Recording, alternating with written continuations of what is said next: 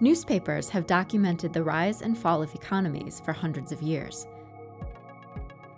When newspaper archives moved online, researchers gained a powerful new means of analyzing thousands of articles, looking for patterns that could explain trends in the economy.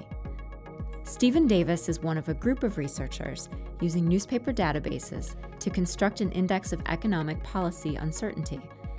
They want to know if uncertainty about government action can hinder economic growth.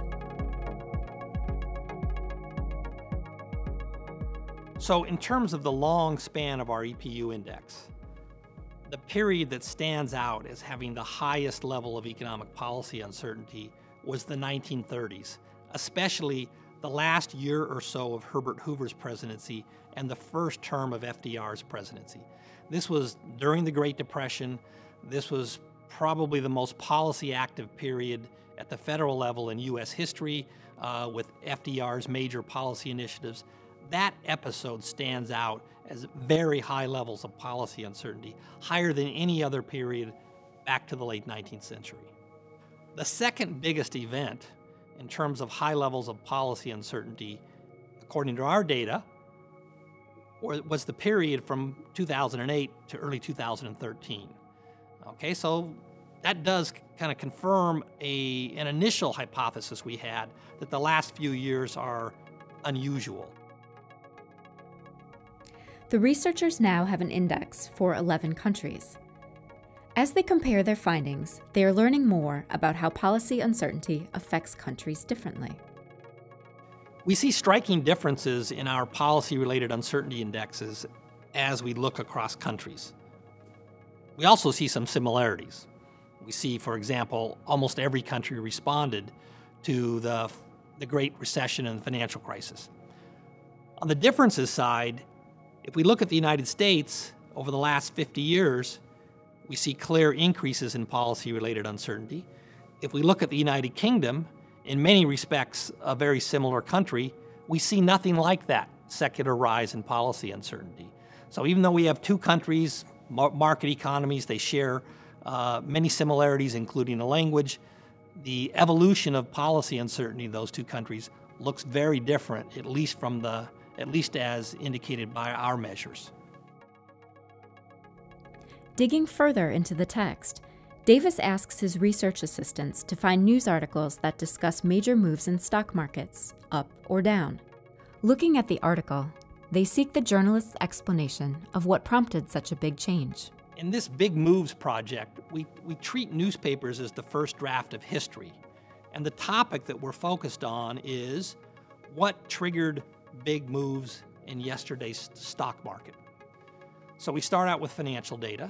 We do this for a number of countries, and we identify big daily moves in the national stock market, typically using a threshold like 2.5% up or down on a single day. And we simply code not our own view of what happened, but the journalist's view of what happened. And we put it into a bunch of categories. We identify the geographic origin of the shock or news event that triggered the big equity market move according to the journalist. And that allows us to describe what are the policy and non-policy factors that drive big moves in equity markets, and where on the globe do they originate. There are many studies that first document the fact that stock markets tend to move up and down together around the world, and that try to look at why they move up and down together using statistical means. And there's nothing wrong with those approaches. Those all make a lot of sense. That's great. Our approach is different, though. We want to interrogate the newspapers and see what do they say about why stock markets move together around the world. Are they all pointing to the same underlying source or shock, or is it just that smaller markets are reacting to what happens in bigger markets? Another question along these lines is, how central is the United States economy and news that emanates from the United States as a driving force behind stock market movements worldwide? These are the kinds of questions we think we can get at and provide at least partial answers to by interrogating newspapers in a systematic manner.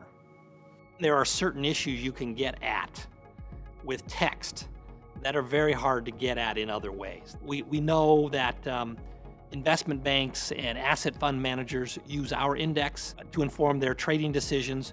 We know there's one of the world's largest asset fund managers has actually created a whole team of people inside their company that essentially use the same kind of methods we do, inspired at least somewhat by our work, and they're doing that on their own inside for their own proprietary benefit. So I have no doubt that text analysis is changing economic analysis in the academy and in the commercial world in many ways, and I think we're just at the beginning of it. And it's very much a part of the whole big data revolution. Text is one possible type of big data.